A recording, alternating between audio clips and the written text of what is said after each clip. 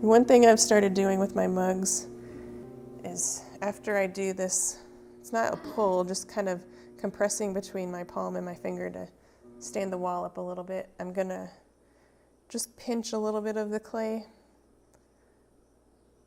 and this is gonna make the rim undulate. I feel like my throwing is really tight, so this is just one way of creating a little movement in the pot.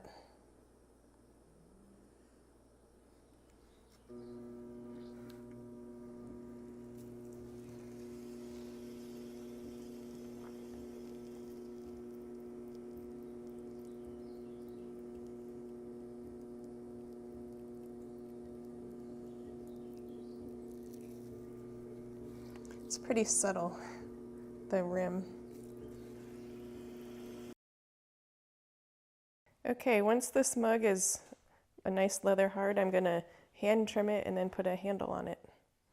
So the first step of trimming, I just use my rubber rib to kind of take off this bottom edge where it's a little harsher.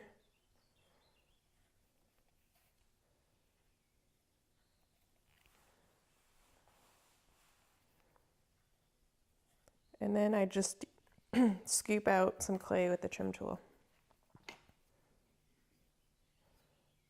And I've played around with a few different patterns. It seems like lately I just do 4 lines that I scoop out.